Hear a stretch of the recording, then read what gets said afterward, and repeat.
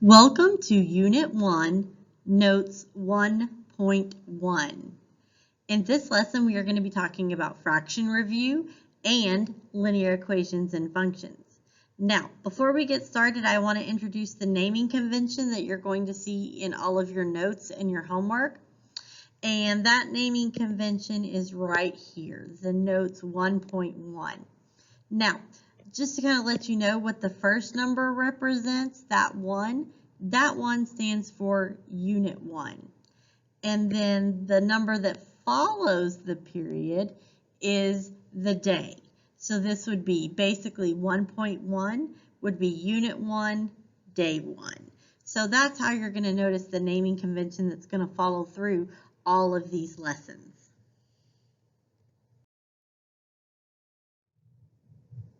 Let's look at our first example. We have 1 3/4 plus 2 5/8 minus 1 1/2. So the first thing I need to do before I can add or subtract is I have to change those mixed numbers into improper fractions. So if you remember the pattern, we take the whole number, we multiply it by the denominator, and then we add that result to the numerator. So 1 times 4 is 4, plus 3 is 7, 7 over 4. Because what we do is we take that answer and then we put it over the denominator. So that becomes 7 over 4. 2 5/8 is 2 times 8 is 16, plus 5 is 21, 21 over 8. And then 1 times 2 is 2, plus 1 is 3, 3 over 2. So that's how I come up with 7/4 plus 21 over 8 minus 3/2. Now, my next step before I can add or subtract is to get a common denominator. So I have to think, what is the least common denominator of 4, 8, and 2?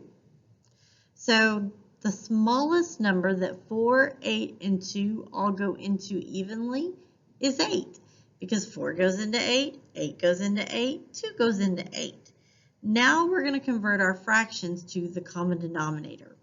So what do I multiply 4 by to get 8? Well, 2. But if I multiply the denominator by 2, I also have to multiply the numerator by 2. Because if you don't, your fraction is no longer equivalent. So what you multiply the bottom by, you have to multiply the top.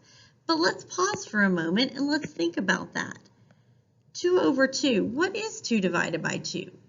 Well, that's 1. So in essence, I'm just multiplying 7 over 4 by a fancy form of 1.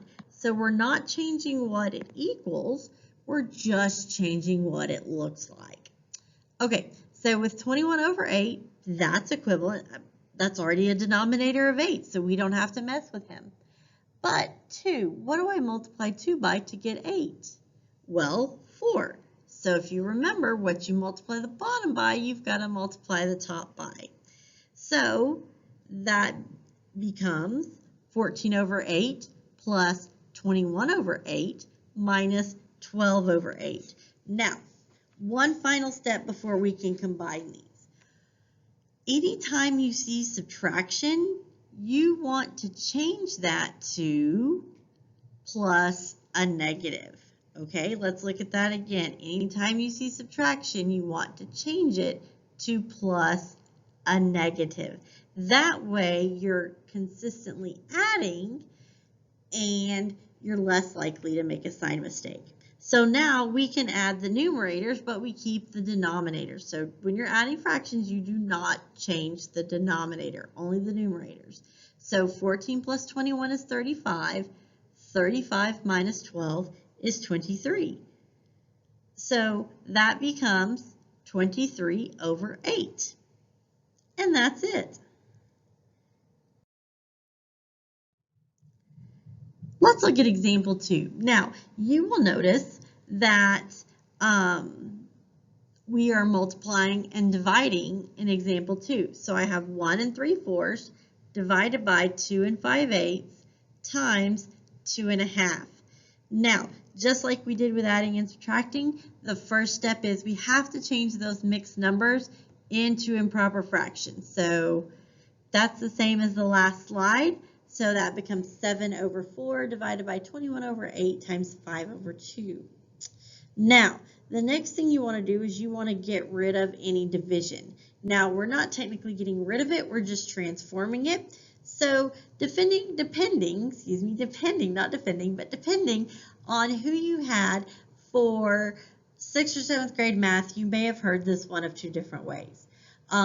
When dividing fractions, don't ask why, flip the second and multiply. That's one version. The other version is when dividing fractions, don't be shy, flip the second and multiply. Guess what? Both of those versions are saying the exact same thing. So what I'm going to do is I'm going to change this division sign to multiplication, and then I'm going to flip the fraction that immediately follows it. Now, you don't flip any other fractions. You just flip only the fraction that follows the division sign. So I end up with 7 over 4 times 8 over 21 times 5/2. Now, there are two ways to do this. Next step. The first way is you can multiply the tops and multiply the bottoms and then reduce your fraction. Or you can do something we call cross-canceling. Okay, so we are going to reduce common factors. So the first thing I know is that 7 goes into 21. Check that out. 7 goes into 21 how many times? 3. And then I notice, oh wait, 4 also goes into 8. So 4 goes into 8 2 times. And then I'm like, oh my goodness, Holy Toledo Batman, 2 on the top will cancel out with that 2 in the bottom. So now all I have to do is multiply what I have left. So on the top, all I have left is 1 and 5. And on the bottom, all I have left is 1 and 3. So 1 times 5 is 5. 1 times 3 is 3. So that becomes 5 over 3. Now, again, if you don't like the cross-canceling, that is totally okay. You can multiply your numerators, multiply your denominators, and then reduce that fraction. You are going to arrive at the same answer. Let's look at example 3. Example 3 is clearing fractions. So while you've seen adding and subtracting and multiplying, dividing, you maybe have not seen clearing fractions before. Clearing fractions is a process where we get rid of all of the fractions, and it allows us to deal only in integer values for our coefficients and constants. So in looking at this equation here, they want me to solve for x. So I have 1/2 x plus 3/4 equals 2/3 times the quantity x plus 1/2. Now, the first thing I need to do is I see that I have a value, a fraction, or any value that is being multiplied by a binomial. So what I'm going to do is I'm going to do a little distribution. I'm going to do 2/3 times x, and then I'm going to do 2/3 times 1/2. So I end up with this after distribution. I have 1/2 x plus 3/4 equals 2/3 plus 2/3 x, plus 1/3. Now you're probably like, well, 2/3 times 1/2, how did that become a third? Well, if you look right up here, it's going to tell you that. So I did 2/3 times 1/2. Well, if you multiply the tops, that's 2 times 1 is 2. 3 times 2 is 6. So 2 over 6 is 1/3. Or you could have used your cross-cancel method and gone zoop, zoop, and all I was left with is 1 over 3. Either way, 2/3 times 1/2 does multiply to make 1/3. Now, when I'm clearing the fractions, so I don't have any distribution left, so when I'm clearing the fractions, I am going to multiply every term by the least common denominator. So the least common denominator of 2, 4, and 3. So I take my biggest number, 4. Well, 2 goes into 4, but 3 doesn't go into 4 evenly. So what's the next multiple of 4? 8. Well, 2 goes into 8, but 3 doesn't go into 8. What's the next multiple of 4? 12. Well, 2 goes into 12, 3 goes into 12. Ding, ding, ding, we have a winner. 12 is our common denominator. Now, what we are going to do is we are going to multiply the left side by 12 and the right side by 12. Okay, so it looks like that.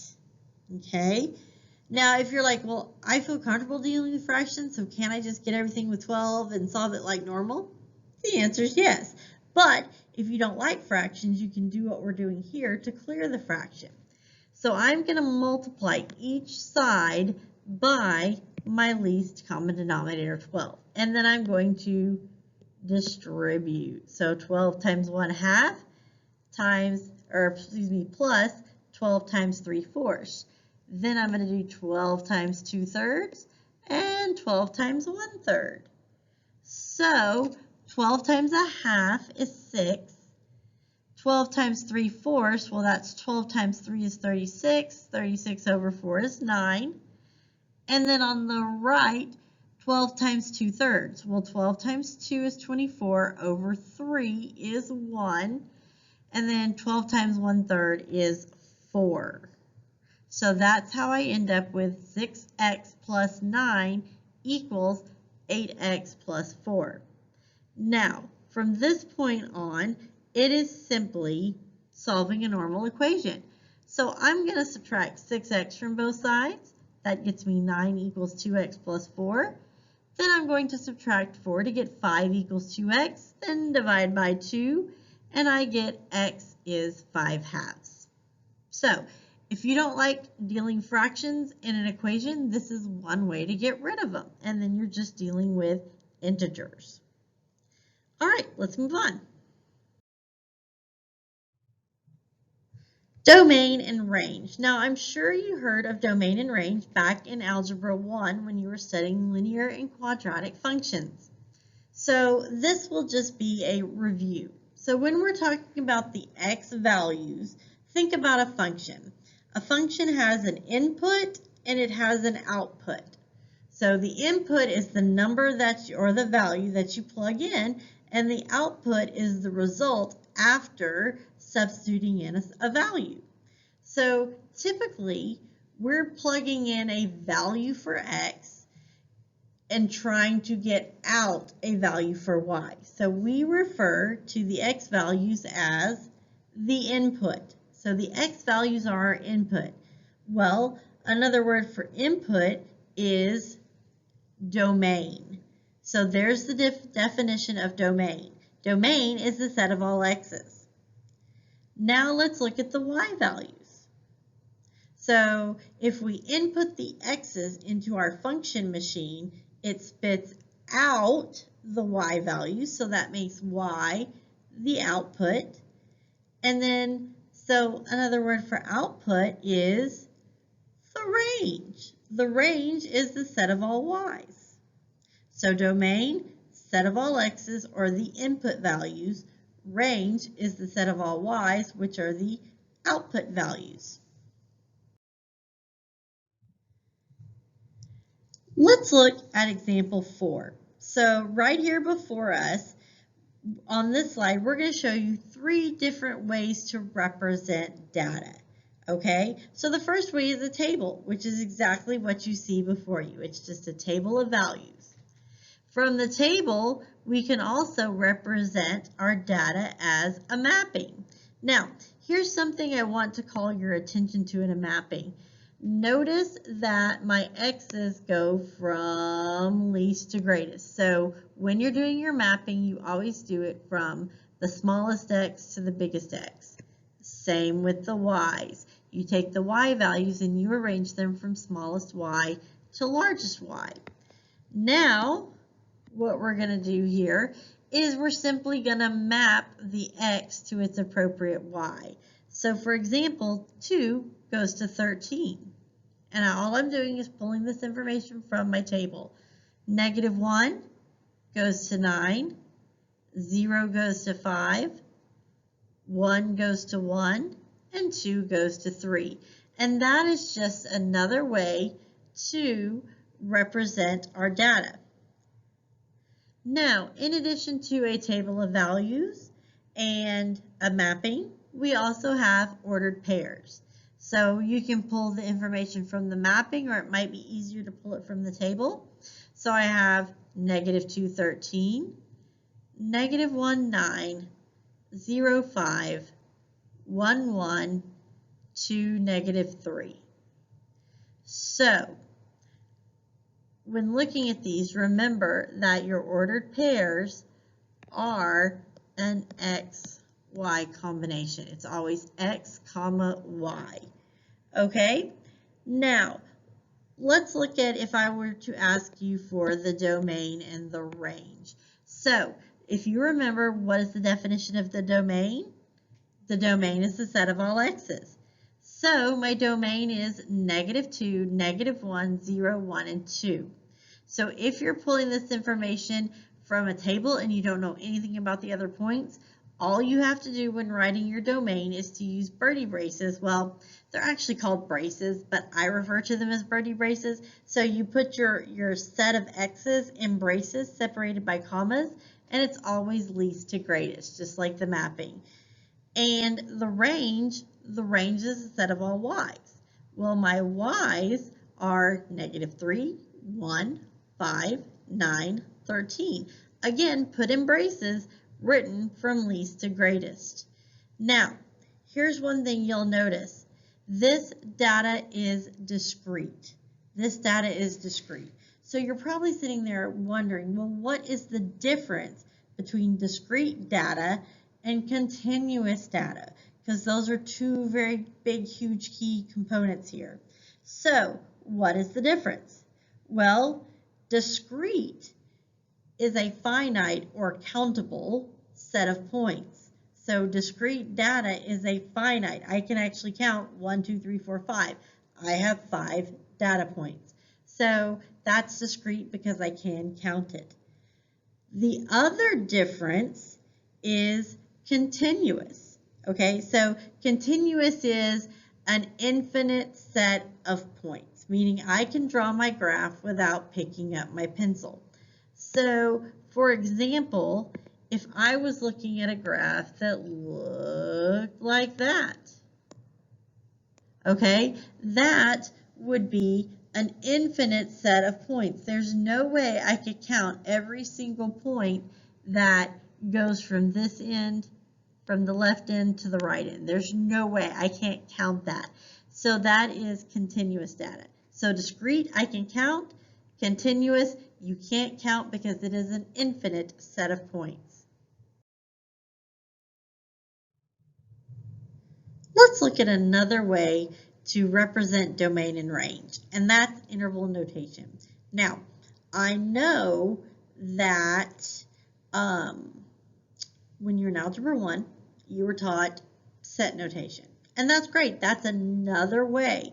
However, the notation we're going to teach you in this lesson is one that you're going to see a lot in Algebra 1, Pre-Cal, Calculus, and beyond. So that's why we're going ahead and teaching you this on the first day of lessons, so that way you can jump in there and start using that notation and you can get comfortable with that notation. Now, one thing I want to point out is that you can only use interval notation for continuous functions. If your data is discrete, like what we looked at on the slide before, discrete meaning I can count it, I could see that I only had 5 points, I can't use interval notation for discrete data. Discrete data, you've got to use the braces, right, at least to greatest. However, interval works for continuous functions, okay? So let's look at the 4 different types. We have parentheses on the left, parentheses on the right, bracket on the left, bracket on the right, parentheses on the left, bracket on the right, bracket on the left, parentheses on the right. So these are the 4 different types. Now, when we're talking about domain, when we're using interval notation to represent domain, we are going to talk about left bound and right bound. So when you're doing domain, it's always left bound, comma, right bound. When you're talking about range, it's always lowest y to highest y, so lower bound to upper bound. So domain, left bound, comma, right bound. Range, lower bound to upper bound. Okay, so left to right, lower to upper, depending on what you're talking about. So let's look at the first case. Here, both the left and right bounds are not included in the interval. So when you're using double parentheses, that means that I'm never going to hit the lower bound or the left bound, and I'm never going to hit the right bound or upper bound. Let's look at when that might happen. Let's say I have a line. Now, doesn't matter if you're talking domain or range, this is going to keep going up and to the right. So here, if we look at the lower end or the left bound, this guy's going to keep going all the way down, down, down, down, down, or all the way to the left, left, left, left, left. Now he's going to keep going forever. So he's going to be heading to negative infinity. Now, if we look at the right side of the line, in this case, he's going all the way to the right and keep going. He's also going all the way up. So it doesn't matter if you're talking about domain or range on this graph. So anyways, he's going to keep going all the way up, up, up, up, up, up, up to the right. So he's going to be heading to positive infinity. Okay? Now, I don't want to crush your childhood and tell you something bad about Buzz Lightyear, but I want to let you know that Buzz Lightyear did lie. You're never, ever, ever going to be able to go to infinity and beyond. Okay? We can only head in the direction of infinity. We're never going to reach it because it's some number we can't quantify. Okay? So anytime you have infinities, you're going to put parentheses around them. Okay? If your infinity is on the left, it's going to get a parentheses. If your infinity is on the right, it's going to get a parentheses. So, like I said, so just know if you've got an infinity, it's got to have a parentheses right next to it instead of a bracket. Now, let's look at bracket on the left, bracket on the right. Let's say, using that same example, I give you a line.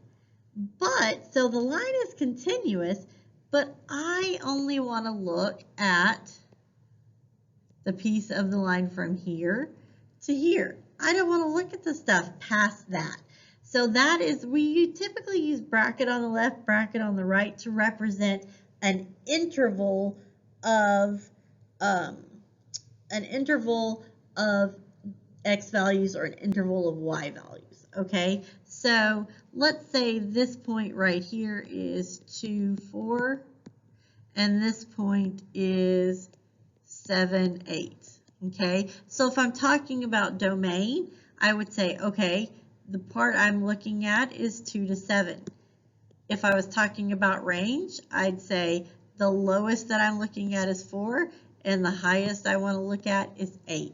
So that's how you would denote that when you are writing domain and range and bracket. So I'm not looking at the whole line, I'm just looking at that teeny, teeny, teeny, tiny chunk. Okay, let's talk about parentheses on the left, bracket on the right. Okay, so what would we use that for? So let's say we have a parabola, which I know y'all studied in Algebra 1, and it opens down. And I tell you that my vertex of the parabola is at 1, 6. Okay, so if I wanted to write the range, if I wanted to write the range of that parabola, remember I'm going from lowest to highest. So this part of the graph right here, it's going to keep going down, down, down, down, down, down, down in the direction of negative infinity. Now, is it going to reach it? No, but it's going to keep headed in that direction. So this would be negative infinity, but then the highest y it's ever going to reach is 6. Your y's will never be anything greater than 6. So, because I can't touch negative infinity, okay, because I can't touch negative infinity, that's going to get a parentheses. But I can touch the highest point at 6. So since I can't touch 6 on the graph, I'm going to use a bracket. Okay, let's look at the last one. Bracket on the left, parentheses on the right. So let's say we have a parabola that opens up. And in this case, the vertex is at 2, 4. Okay, so bracket on the left, parentheses on the right, means I can touch the leftmost point, or I can touch the lowest point for range. And then parentheses means I can't touch the right point or the highest point. So in this case, if I am talking about what is the range, well, I can touch this value right here at 4. My lowest point on this parabola, my lowest y, is 4. But when I go to address the highest point, that parabola is going to keep going up and up and up and up. It's not going to stop. It's going to be heading in the direction of infinity. So to write this range, I would say it is 4 to infinity. Okay, so let's review that. Parentheses, parentheses means I cannot touch the left or the right. Bracket, bracket means I can touch the left and the right, and I'm usually just talking about a chunk of the graph, not the whole graph, just an interval or a chunk. When it's parentheses bracket, that means that I can't touch the left, but I can touch the right, or I can't touch the lower bound, but I can touch the upper bound. And then it's just flipped for bracket and parentheses.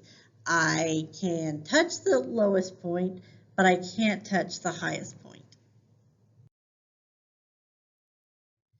So here's something I want you to remember about interval notation. Okay, here's something I want you to remember about interval notation, and we've already talked about it.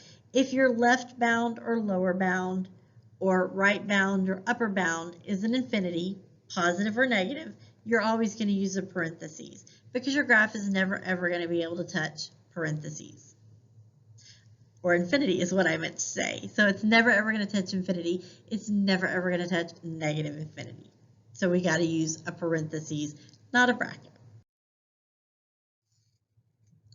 Let's talk about the 3 forms of a linear equation.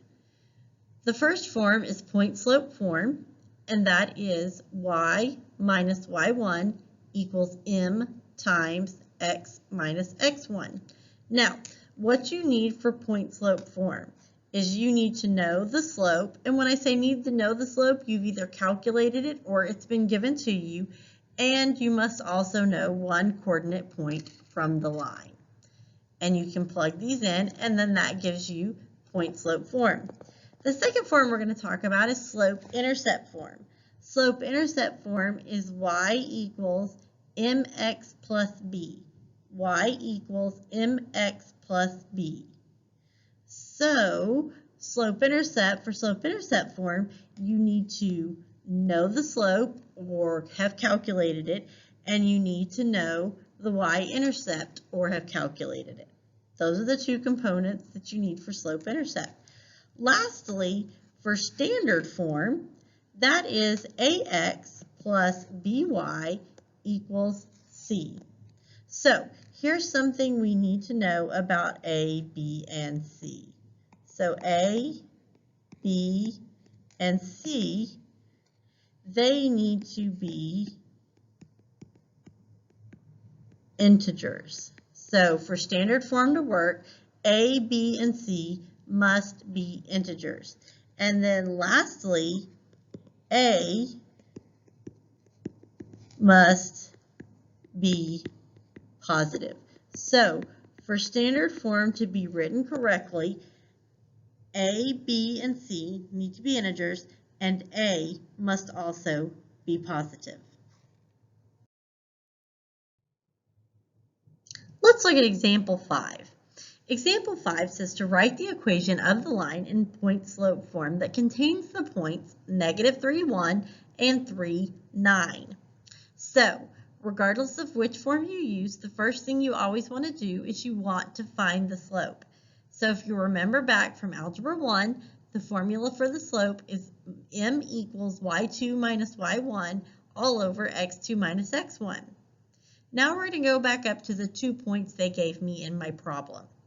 And you label one point x1, y1, and you label the other point x2, y2.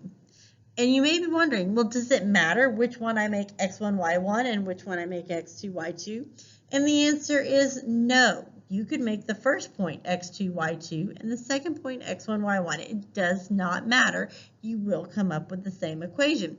The one thing I do tell you to be cautious of is that you need to make sure that x1 goes with y1 and x2 goes with y2. Now, we're going to take these 2 points and we're going to substitute them into the formula for slope. So I end up with 9 minus 1 all over 3 minus -3. Well, minus a negative becomes plus a positive because I don't want to make a sign mistake. So that's why I always, anytime I see minus a negative, I change it to plus a positive. Now I can simplify. 9 minus 1 is 8. 3 plus 3 is 6. And you're like, oh my gosh, I'm done. No, not quite. 8 over 6 can be reduced. You always want your slope in lowest possible form. So 8 over 6 is 4 over 3. So yay, we've got our slope. Now that we have our slope, we're going to use the slope in one of the given points to write the equation of the line. So revisiting the form for point slope form, it's y minus y1 equals m times x minus x1. Now, because I have already labeled up here x1, y1, that's what I'm going to use. But if you chose to use x2 and y2, if you change it to slope-intercept, my line will be the same as your line. So it really, when you're getting the point, it doesn't matter which x1, y1, or if you use x2, y2, but I'm lazy, so I already just go ahead and use the one I've got labeled. So I substitute those in, and you're probably like, wait a minute, why? Okay, I understand y minus 1, and I understand the 4/3, but why did it become x plus 3?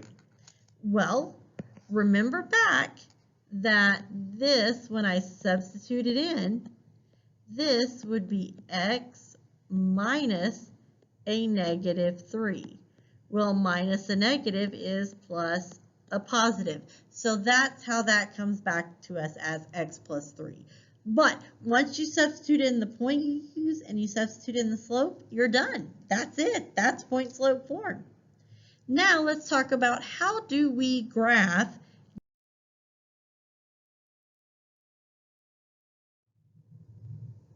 Let's look at how we graph if we're given the point slope form of an equation. So let's look at the equation we were given, y minus 1 equals 4/3 times x plus 3. So the very first question you want to ask when you're using point slope form to graph is, what is my given point?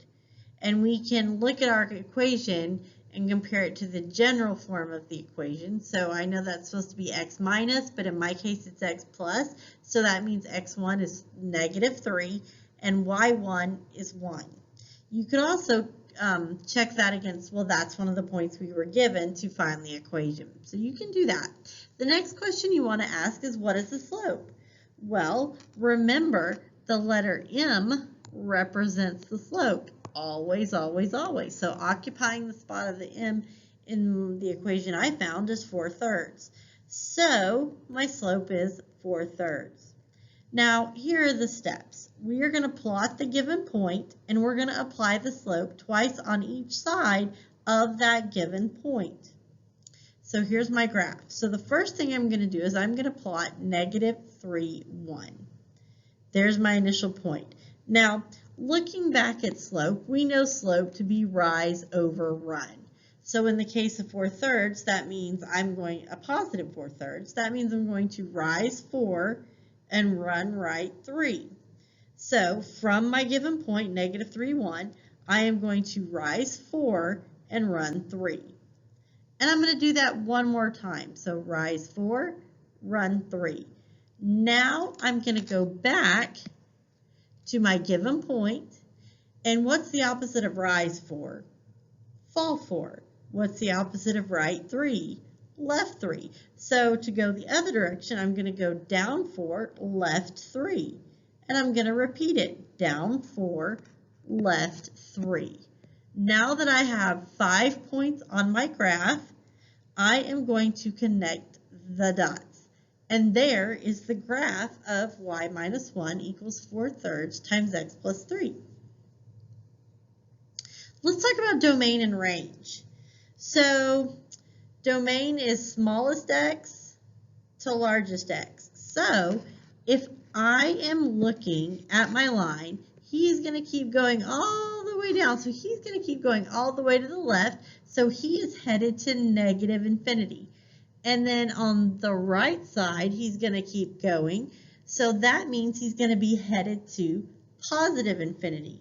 So my domain is negative infinity to positive infinity.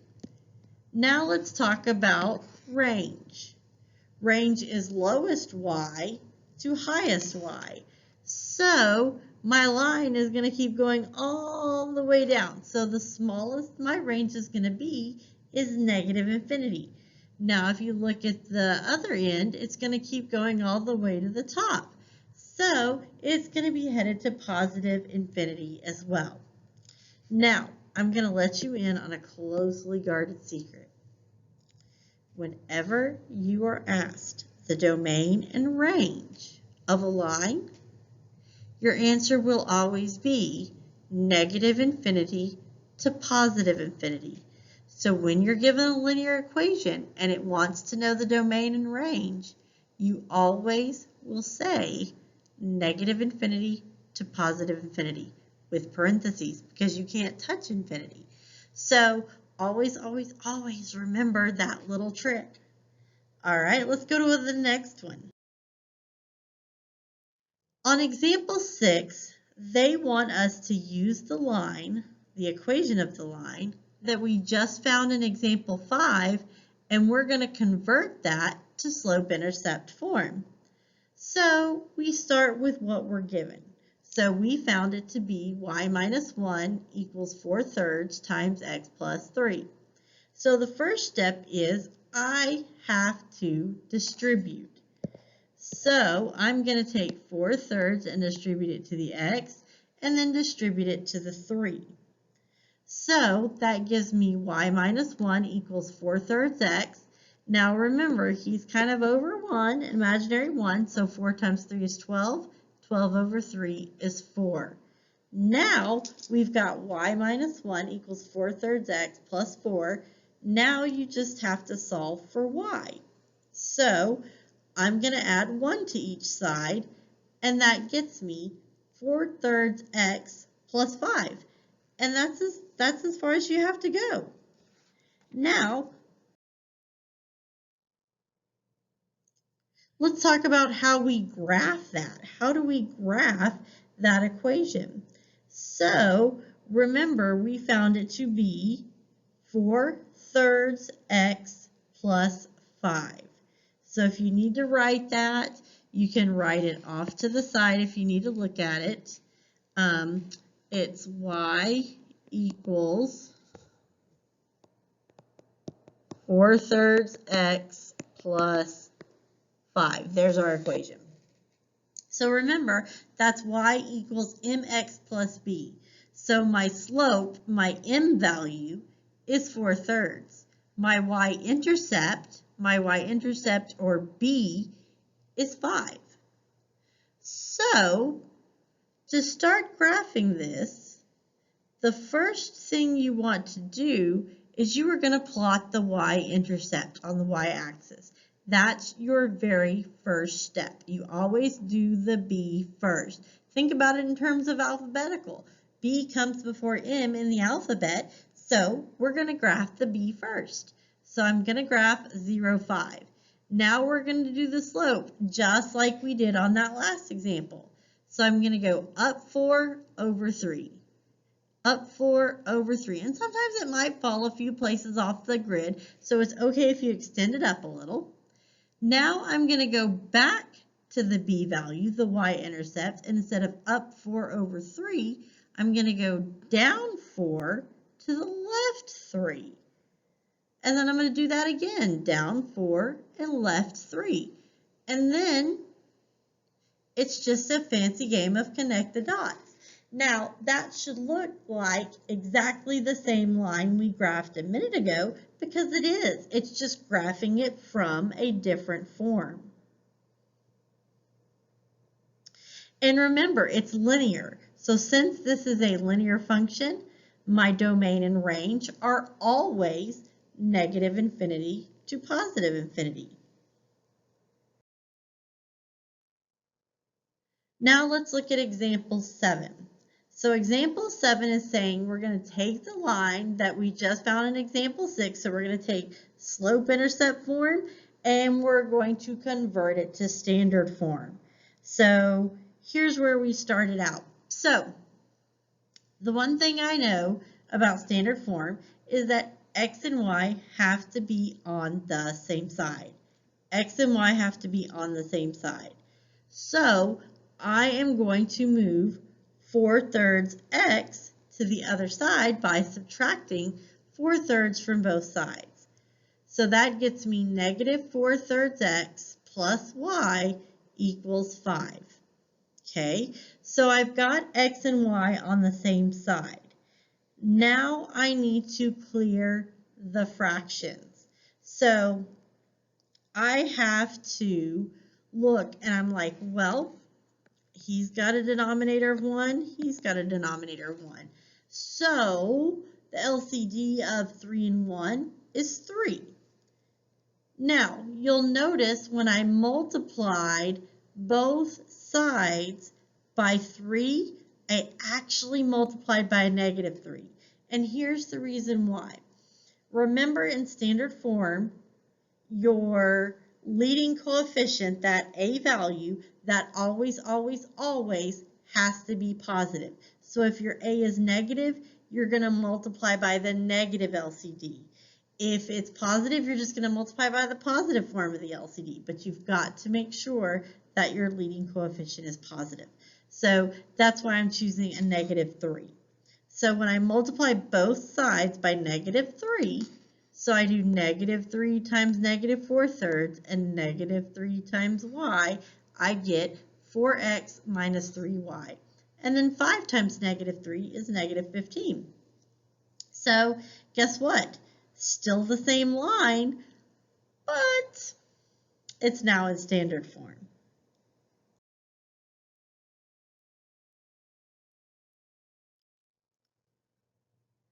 Now, when you're given standard form of an equation, it's a lot easier if you just find the x and y-intercepts. So instead of doing slope on a standard form graph, if I was given the equation in standard form, I would find the x and y-intercepts.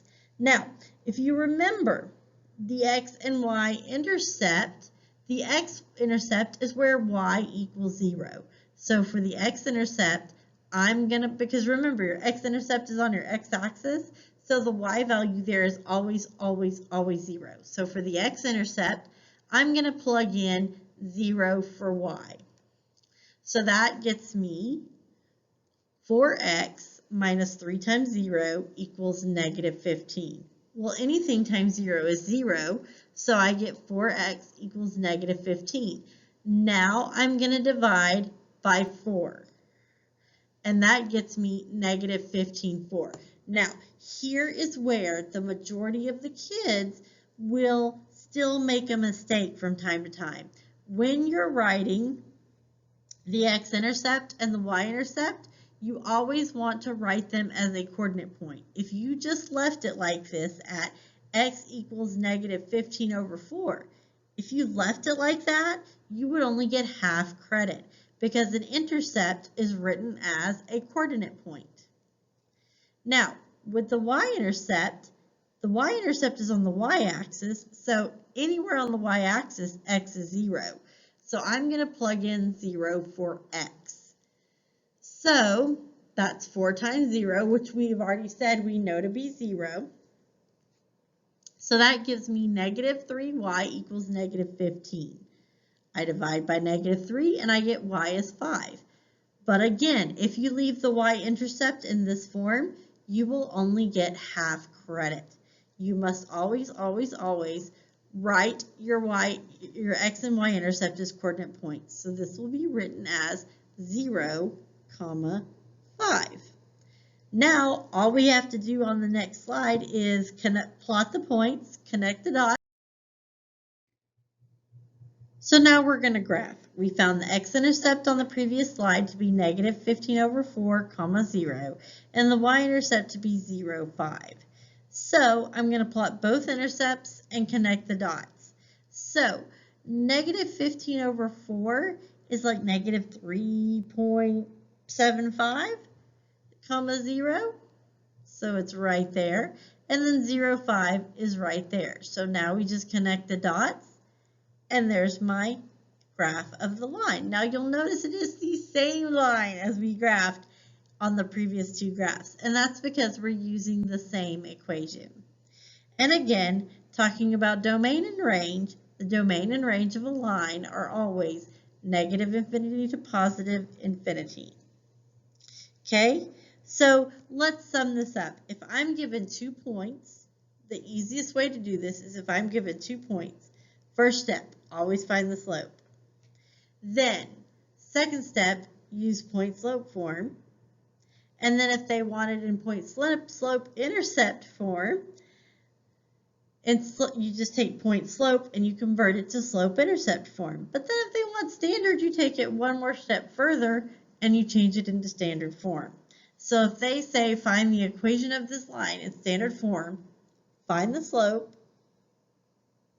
put it in point-slope form, convert point-slope form to slope-intercept, convert slope-intercept to standard.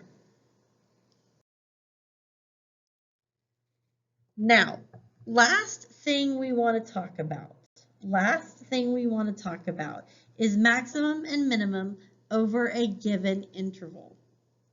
So, what is a given interval? Do you remember at the beginning of this PowerPoint when we were talking about writing stuff in interval notation?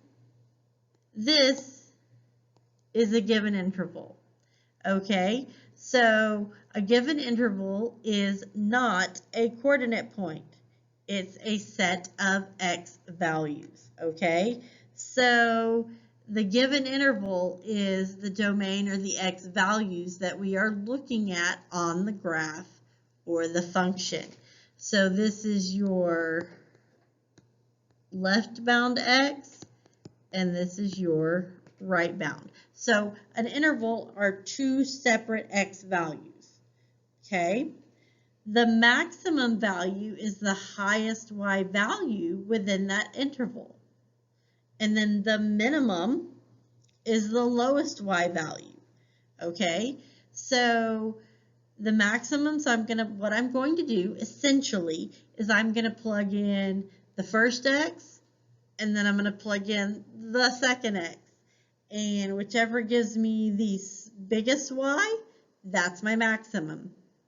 Whichever gives me the smallest y, that's my minimum.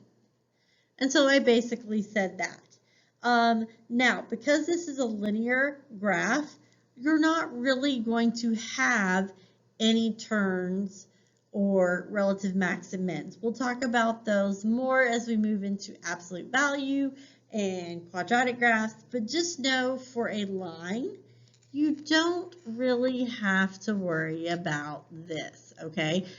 Because a line is a line. There are no like roller coaster turns, okay? It's a straight line. So all you're going to do is sub in the two x's and pick the biggest y for the max and pick the smallest y for the min. Let's see what I'm talking about. Okay, thanks for hanging in there with me, guys. Last slide, we're almost done. So let's look at this one. Using the equation 3x plus 2y equals 6, find the max over the x interval of -3, 4, and then I want you to find the minimum value over -1 to 7. Okay, so notice that these intervals are different. They are very different. So over this one interval, I want you to pick the maximum value, but over this other interval, I want you to pick the minimum value. So remember that these are both x values. So this is not a coordinate point. These are both x values. So what I'm going to do is I am going to evaluate my function at -3. So f of -3 means that I am taking -3 and plugging it back into the equation. So I'm going to plug it in for x. So because remember f of x, so f of -3, that means I'm going to plug -3 in for x. So that gives me 3 times -3 plus 2 times y equals 6. Now I'm just going to go through the process of solving for y, divide by 2. So I find out that when I evaluate my function or my equation at -3, I get 7.5. Now I'm going to repeat the process, but this time I'm going to use 4 for x. So I'm going to evaluate my function at 4. So I plug in 4 for x.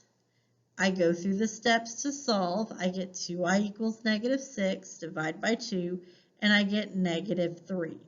Now, notice here that we want the max of this guy. So what is my biggest y value? What was my biggest answer?